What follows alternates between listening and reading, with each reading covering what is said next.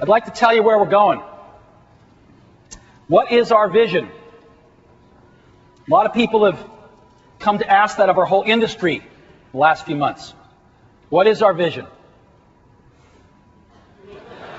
This is what everybody else is telling us.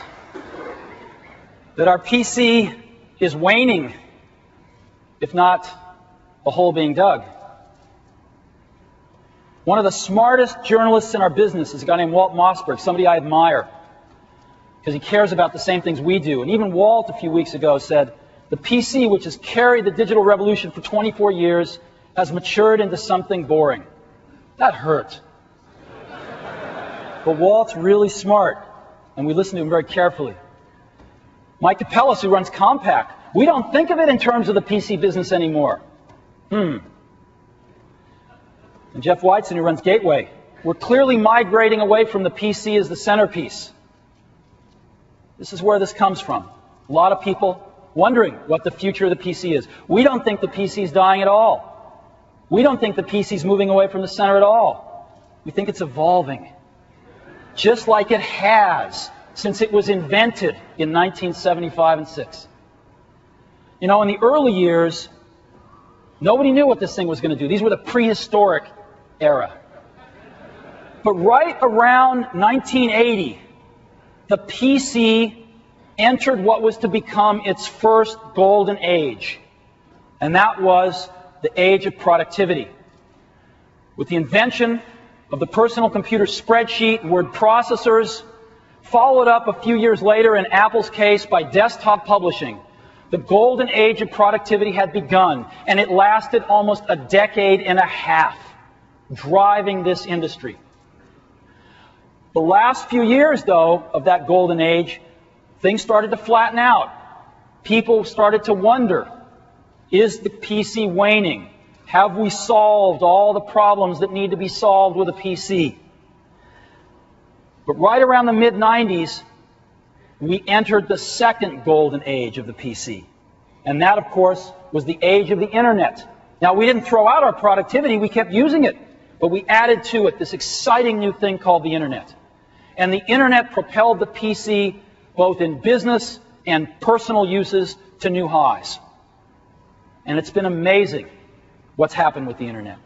But now, as the Internet has matured, people are again asking, is the PC waning? What's going to happen to the PC?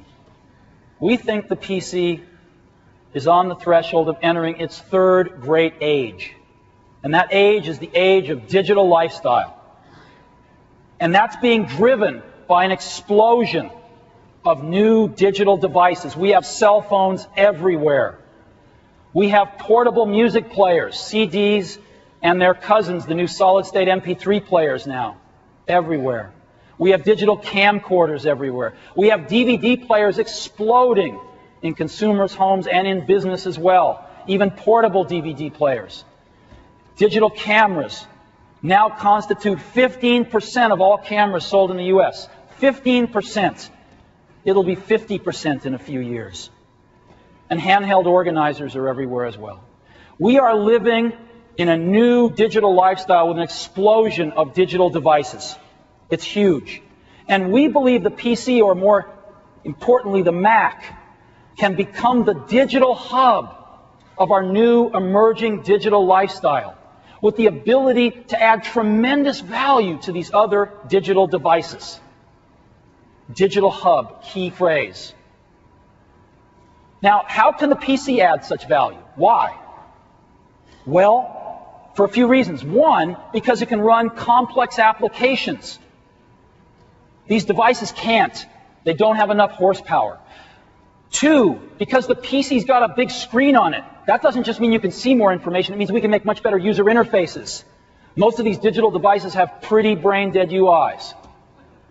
We can burn disks, as we've seen with CDs and now DVDs. The digital devices can't do that.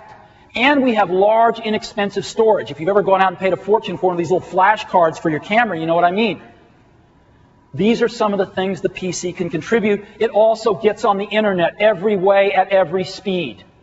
Very few of our digital devices get on the Internet at all, and those that do are slow. And so this is why we believe the PC will be the hub, not just adding value to each of these devices, but interconnecting them as well, as a digital hub. Now, we first began to understand this with the camcorder, because we invented an application called iMovie that added tremendous value to a camcorder. If you've used iMovie, it makes your digital camcorder worth 10 times as much, because you can convert raw footage into an incredible movie with transitions, cross dissolves, credits, soundtracks. You can convert raw footage that you'd normally never look at again on your camcorder into an incredibly emotional piece of communication. Professional, personal. It's amazing.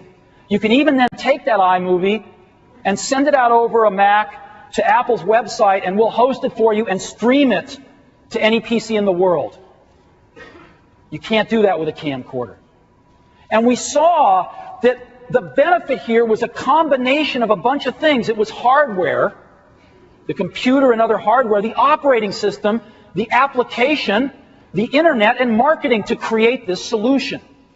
In the case of iMovie, it was not only the Mac, but FireWire that allowed us to bring in the digital video with pristine quality.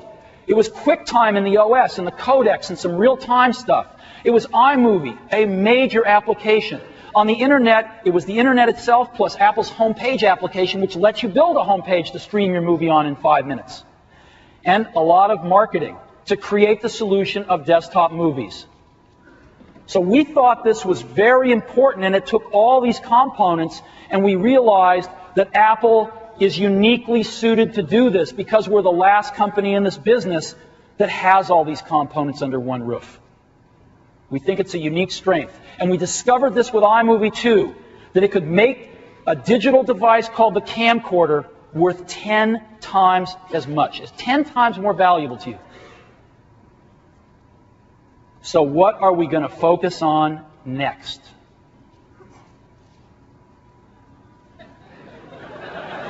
Audio. As much.